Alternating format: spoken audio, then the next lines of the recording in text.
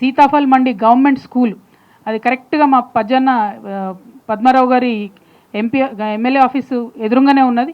ఆ కూలగొట్టి పెట్టిండ్రు, కానీ ఇంతవరకు గడతలేరు. మేము ఆడ చూద్దామని పోయే వరకు అసాంఘిక కార్యకలాపాలు మంచిగా యథేచ్ఛగా కొనసాగుతున్నటువంటి పరిస్థితి కనబడ్డది. దాన్ని తొందరగా స్కూల్ని కట్టాలని చెప్పి నేను కోరుతున్నా. అంటే మంచిగా ఉండే స్కూలు, 1000 మంది పిల్లలు ఉండే, వీళ్ళు కొత్త స్కూల్ కడతామని పడగొట్టేసి ఇప్పుడు ఏమైపోయింది, 350 మంది పిల్లల్ని ఏదో స్కూల్లో టైంపాస్కి వేసేసారు. మిగతా 600 మంది పిల్లలు ఎక్కడెక్కడికి పోయినరో చెల్లా చెదరైపోయారు. మొత్తం కట్టకుండా పెట్టిండ్రు. దాని మీద తప్పకుండా దృష్టి పెట్టాలి ప్రభుత్వం అని నేను డిమాండ్ చేస్తూ ఉన్నాను. ఆ తర్వాత వారాసిగూడ క్రాస్ రోడ్, ఇదైతే మరి ఘోరంగా ఉంది. రష్ భయంకరంగా పెరిగిపోయింది. ఎన్నో రోజుల నుంచి రోడ్ వేస్తామంటారు. మేము అక్కడ దిగి చూసినాం. అంటే ఎట్లా అంటే 1950లో ఉన్న హైదరాబాద్ ట్రాఫిక్కి సరిపోయేటట్టు ఉంది ఆ రోడ్డు. ఇప్పుడు ఉన్న దానికైతే సరిపోయేటట్లేదు. కాబట్టి ఆ రోడ్డు విస్తరణ పనులు చేపట్టాలని డిమాండ్ చేస్తున్నాం. అట్లనే ముషీరాబాద్ నియోజకవర్గంలో అడిక్మెట్ బస్తీ సందర్శించిన కాడనే ఈ నీళ్ళ బాటిల్, దీని పరిస్థితి పెట్రోల్ వాసంతో ఘోరంగా ఉన్నది. మరి దీన్ని వెంటనే సరిచేయాలని చెప్పి స్థానికులందరూ కూడా కోరుతున్నటువంటి పరిస్థితి. మరి ఈరోజు పొద్దున ఖైరతాబాద్, ఈరోజే కదా కార్వాన్, నిన్నటిది ఇంకొక 2 ఉన్నాయి. నిన్న కార్వాన్లో వెళ్ళినాం. వెళ్తానే బాపుఘాట్ దగ్గరికి వెళ్ళినాం. అక్కడ ఇంతకుముందు నేను చెప్పినట్టు పరిస్థితి ఉండే. ఆ తర్వాత జియాగూడ కబేల, బేసికలీ అక్కడ మొత్తం మేకల మండి ఉంది. జియాగూడలో మేకల వ్యాపారం జరుగుతుంది. కానీ ఆ కరణ్ సింగ్ మార్గ్ నుంచి ఆల్మోస్ట్ హైకోర్టు పోయే వరకు ఒక సైడ్ ఆఫ్ ద రోడ్ ఎవరు వాడుతూనే లేరు. ఆ ఎన్ని ఇయర్స్ నుంచి పెండింగ్ అయిపోయిందో.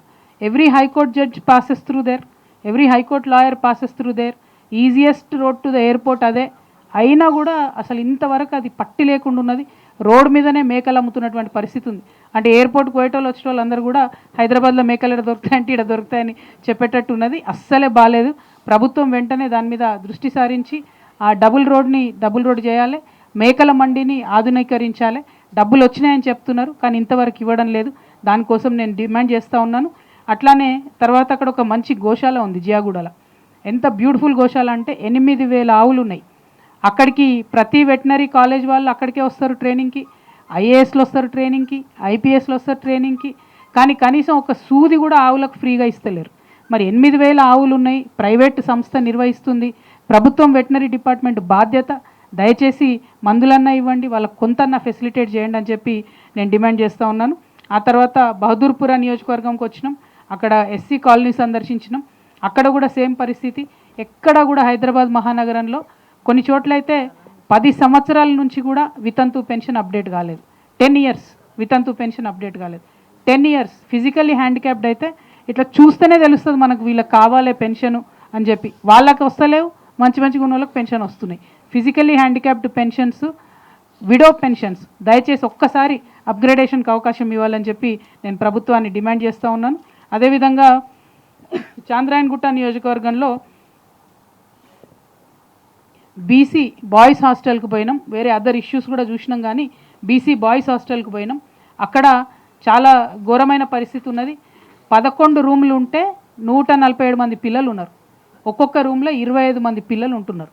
ఎంత ఘోరమైన పరిస్థితి ఉందంటే చెద్దరు లేదు, పరుపు లేదు, బాత్రూమ్స్ సరిగా లేవు. ఓన్లీ ఫుడ్ మాత్రం టైంకి పెడుతున్నారు తప్పితే పిల్లల్ని మేకలను కుక్కినట్టు కుక్కేసిండ్రు. చాలా ఘోరమైన పరిస్థితి ఉంది. మేము గవర్నమెంట్కి నిన్ననే చెప్పినాం, మీరు 1 వీక్ టైంలో బీసీ వెల్ఫేర్ డిపార్ట్మెంటు రెస్పాండ్ అయ్యి వాళ్ళకి ఫెసిలిటీస్ క్రియేట్ చేయండి. మీరు క్రియేట్ చేస్తే మంచిది, లేకపోతే జాగృతి నుండి మేము చేస్తాం. మేము చేస్తే ఏమైందంటే మీ పరువు అవుతుంది గవర్నమెంట్ది. అలాంటి సంస్థలు చేస్తే కూడా 1-2 హాస్టళ్ళకి చేయగలుగుతాం, అన్నిటికీ చేయలేం. ప్రభుత్వం నుంచి దయచేసి వెల్ఫేర్ హాస్టల్ అన్నింటినీ కూడా ఒక్కసారి రివ్యూ చేయమని కోరుతున్నా. ప్రత్యేకించి గర్ల్స్ వెల్ఫేర్ హాస్టల్స్ని కొంచెం ఇంకా శ్రద్ధతోని రివ్యూ చేయాలని చెప్పి నేను డిమాండ్ చేస్తూ ఉన్నాను. అదేవిధంగా ఇప్పుడు జూబ్లీహిల్స్ మన ఖైరతాబాద్ నియోజకవర్గానికి వెళ్ళి వస్తున్నాం మేము. అది ఎంఎస్ మక్తా, బిఎస్ మక్తా 70 ఏండ్ల నుంచి పెండింగ్ ఉన్న ఇష్యూ. 70 సంవత్సరాలు. సీఎంఓకి ఇటుపక్క ఉంటుంది, సీఎంఓకి అటుపక్క ఉంటుంది. ఇప్పుడు డిప్యూటీ సీఎం గారు ఉంటున్నారు ఇటు అటు. అయినా సరే తెలంగాణ వచ్చిన తర్వాత కూడా మరి మక్తా 2 మక్తాల ప్రజల యొక్క ఈ భాగ్యం అయితే మారలేదు. రెగ్యులరైజేషన్ కోసం ప్రభుత్వం దృష్టి పెట్టాలని చెప్పి నేను డిమాండ్ చేస్తూ ఉన్నాను. ఇంకా ఖైరతాబాద్లో 2-3 చోట్లకు పోయొచ్చినాం. ఆల్మోస్ట్ అన్ని చోట్ల సేమ్ ఇష్యూస్. నెక్స్ట్ నాంపల్లిలో బాల్ భవన్ ఉన్నది. మేము చిన్నగా ఉన్నప్పుడైతే స్కూల్ నుంచి పోయేది, ఇప్పుడైతే అది కంప్లీట్గా వాడకంలో లేదు. పబ్లిక్ गार्डन उसको पहले बागे आम बुलाते थे, आम लोगों के लिए निज़ाम सरकार बनाए थे पब्लिक गार्डन, लेकिन आज आम लोगों के लिए बिल्कुल इस्तेमाल में नहीं है. ఖచ్చితంగా పబ్లిక్ గార్డెన్ని పబ్లిక్కి ఓపెన్ చేయాలని చెప్పి నేను డిమాండ్ చేస్తున్నా.